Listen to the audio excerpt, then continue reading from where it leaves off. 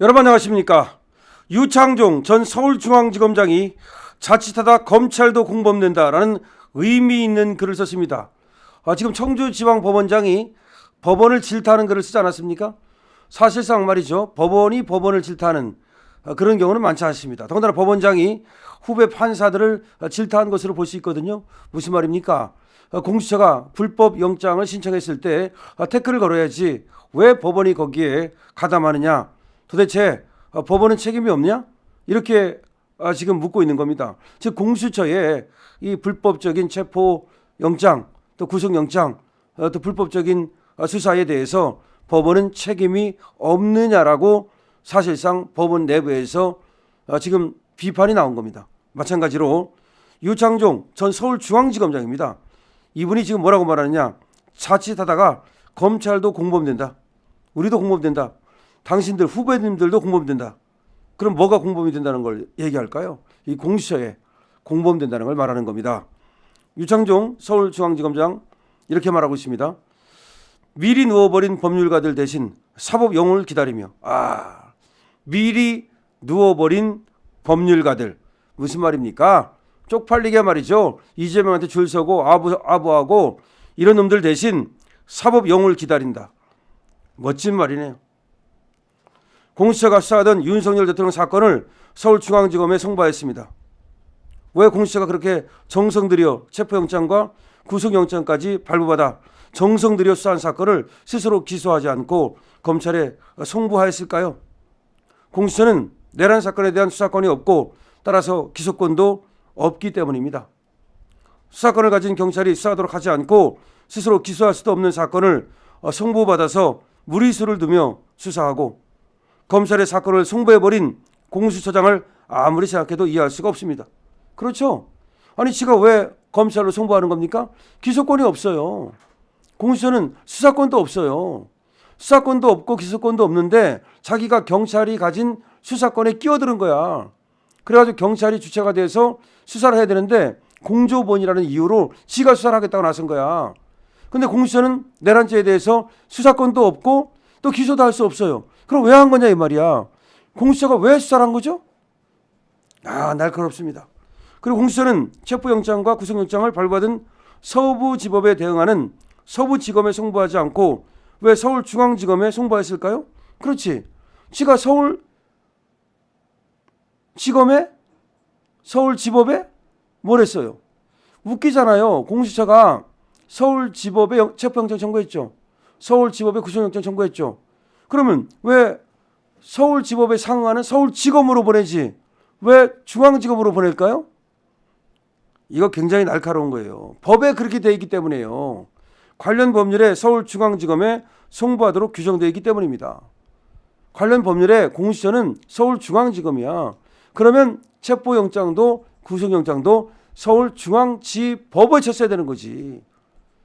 그러니까 얼마나 편법을 쓰고 얼마나 꼼수를 썼는지를 적나라하게 유창종 전 서울중앙지검장이 우리에게 알려주고 있습니다. 공수처가 이번처럼 납득할 수 없는 꼼수로 서부지법에 체포영장을 치고 구속영장을 청구하고 그곳의 판사들은 수사권, 기소권 등에 대한 쟁점에 눈을 감고 아무런 설명도 없이 불법 영장을 발부해 준 것입니다. 이제 법조인들이 일어섰어요. 청주지방법원장이 일어섰어요. 성금석 부장판사가 일어섰어요.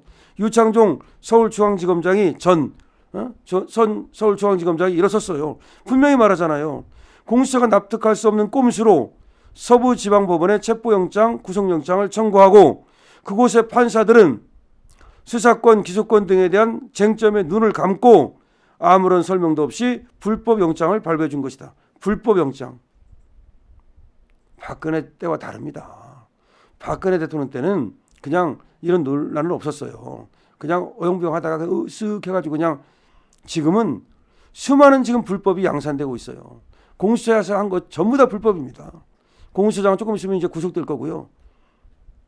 공수처는 공수처법 제31조를 근거로 서부지법에도 공소 제기할 수 있으니 재판 관할이 있고 따라서 수사 관할도 있다고 주장을 합니다. 하지만 제31조 재판 관할 그 조항은 수사처 검사가 공소를 제기하는 고위공직자 범죄 등 사건의 제1심 재판은 서울중앙지방법원에 관할로 한다. 딱 돼 있어요. 다만 범죄지, 증거의 소재지, 피고인의 특별한 사정 등을 고려하여 수사처 검사는 형소법에 따른 관할 법원에 공소를 제기할 수 있다고 규정한 겁니다. 그런데 이 규정은 명문상 공수처가 공소를 제기하는 사건에 관한 것이지 이번 사건처럼 공소를 제기할 수 없는 사건에는 적용할 수 없는 겁니다. 이게 무슨 말이냐면 이번 사건은 검찰이 기소를 하는 사건이지 지금 공수처가 기소를 할 수 없는 사건이에요.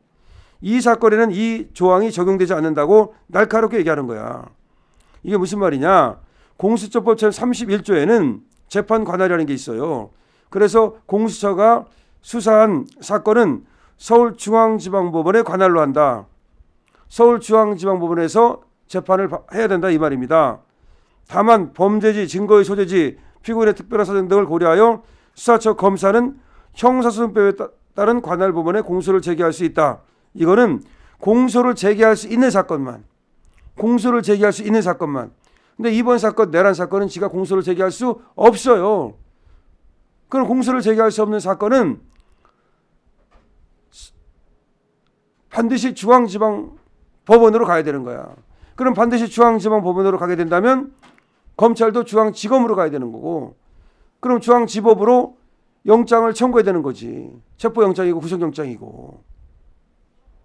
그러니까 지금 요 조항을 갖다가 곡해해가지고 지들 멋대로 해석해가지고서 중앙지방법원에 안 하고 서부지방법원에 할 수도 있다. 이렇게 우긴 건데 이거는 잘 해석해보면은 공수처가 공소를 제기할 수 있는 사건이냐 아니냐 이거에 따라서 달라진다는 거지. 즉 공소를 제기할 수 없는 이 내란죄 같은 경우는 이 조항에 따르더라도 반드시 중앙지방법원으로 가야지 서부지방법원으로는 갈 수 없다는 겁니다. 판사가 영장을 발부한다고 해서 없는 사건과 기소 권한이 생길 수는 없습니다. 그렇죠. 판사가 영장을 발부했다 그래가지고서 없는 사건이 생깁니까? 면죄부가 됩니까? 아니죠. 기소 권한이 생길 수는 없습니다. 영장 발부 판사들도 불법 구금 책임의 공범이 될 뿐입니다. 야, 영장을 발부한 판사들 전부 다 불법 구금 책임의 공범이다. 다 깜빵갑니다.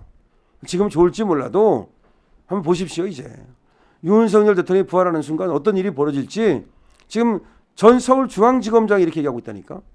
검찰이 볼 때는 지금 공수처 애들하고 지금 서부지방법원의 판사들하고 다 공범이라는 거야. 공수처는 기소권이 없는 사건 수사를 한 때에는 관계 서류와 증거물을 지체 없이 서울중앙지방검찰청 소속 검사에게 송부해야 한다. 딱 이 규정이 있어요. 기소권이 없는 사건에 대해서는 딱 서울중앙지방검찰청 검사에게 송부하라.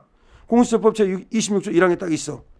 그렇게 딱 있으니까 보낼 수 있는 건 이곳만 보낼 수 있다는 거야. 기소권이 없는 사건은 체포 구금영장을 청구할 수 없고 지체 없이 서울중앙지검으로 송부해야 한다는 취지로 이해됩니다. 공수처가 지체 없이 송부하지 않고 체포 구속까지 진행한 후 그 구속기간을 검찰과 10일씩 나눠 사용한다는 것은 아무런 법적 근거도 없습니다. 이게 법적 근거 없다는 거야.